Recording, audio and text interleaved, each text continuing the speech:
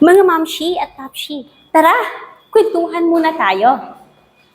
Alam niyo ba na kung paano lumalaki at natututo ang anak niyo araw-araw? Pwes, pag-usapan natin yan. Paano nga ba lumalago ang isip, damdamin, at pagkatao ng isang bata? At bakit ito mahalaga? Sabi nga ni Maria Montessori, who is the expert in child development, focusing on self-directed and hands-on experiences, that child development is a process kung saan lumalaki ang bata physically, emotionally, socially, at intellectually.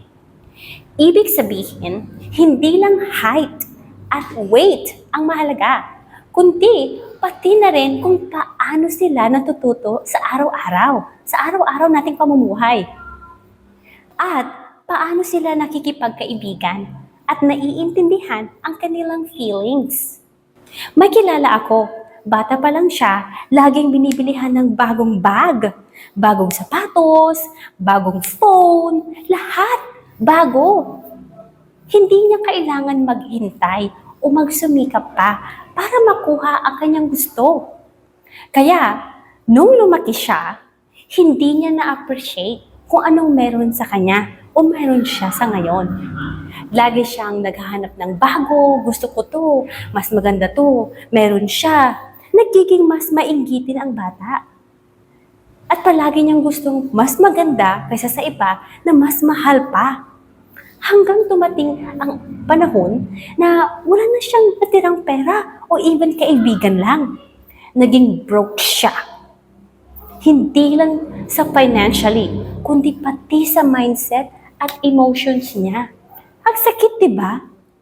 So, alam niyo ba na ang unang 5 taon na buhay ng isang bata ay tinatawag na golden years? Nadinig niyo na po ba yun? Dito nahuhubog ang kanilang utak at pag-uugali. Kaya napakahalaga na bigyan natin sila ng tamang suporta, pagmamahal at gabay habang lumalaki sila. Mommy and Daddy, anong klaseng values ang gusto nyong dalhin ng anak niyo paglaki? Gusto niyo ba silang lumaking grateful o laging naghahanap ng bago? Gusto niyo ba siyang lumaking matibay sa hamon ng buhay? O madaling sumuko kapag walang bago at maganda? Hindi natin kailangang maging perfect na magulang.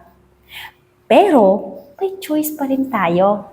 Turuan natin ang ating mga anak na mahalin at pahalagahan ang mga simpleng bagay tulad ng masayang pamilya, may nakakain sa araw-araw, dahil yun ang magpapayaman sa kanila, hindi lang sa pera, kundi sa puso at isip.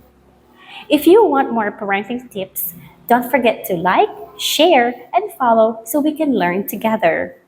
Remember, every step you take as a parent is a big help in shaping our child's future. Happy learning!